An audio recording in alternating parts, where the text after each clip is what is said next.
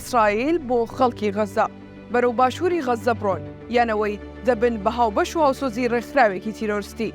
ئەمڕۆ یەکشەممە 22 دەی 2023 فەڵەستینیەکان ڕایانگەیاندووە کە لەلایەن سوپای ئیسرائیلەوە هۆشداری نوێیان پێگەیشتووە بۆ ئەوەی لە باکووری غەزەوە بەرەو باشووری و کەرتا بگوازرێنەوە.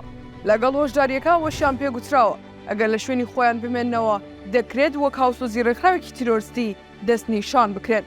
پێگەی ئۆشەلیم پۆست ڕایگەیاندووە ئاگاداریەکان لە ڕۆژی شەمەوە بەناو و لۆگەی هێزەکانی بەرگری ئیسرائیلەوە لە ڕێگەی پەیامێکی جەنگی مۆبایلەوە بۆ خەڵک نێردراوە لە سەرانسەری کەرتی غەزە.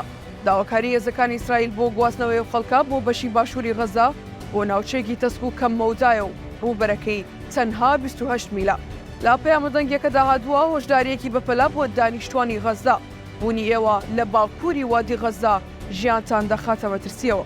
ئەگەر بە زووترین کات باکوور بەرەو باشوور جێنەهێڵن ئەوە وەک هاوبەشی ڕێکخراوێکی تیرۆریستی دەتان ناسێنی. لە دوای هەرشێکی کوشندا بۆ سەرخاکی ئیسرائیل لە 7 تشرین یەکەمی ڕابردووەوە ئیسرائیل بە شێوەیەکی چڕ و بەردەوام غەزەی داوەتە بەر هێرشی ئاسمانی.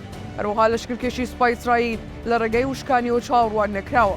بۆ مەبەستەش سەرباز و زرێپۆش و هێزی لە سنوورەکانی غەزە کۆ کردوتەوە و ئامادەی هێرشن.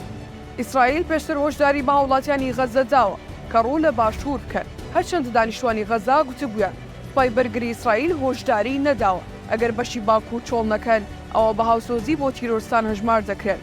هەروەها دەڵێن بەرەو باشوور بڕۆین مەترسی زۆر دەکەوێتە سەر ژیانمان چونکە هێز ئاسمانیەکان بەشی باشووریش بردومان دەکەن و زۆرێک لەو خێزانانەی کە غەزەیان بەرەو باشوور جێهێشتووە گوتویانە لە کاتێش ئاسمانیەکانی ئیسرائیل بۆ سەر باشووری غەزە زۆرێک لە کەسوکاریان لەدەست داوە.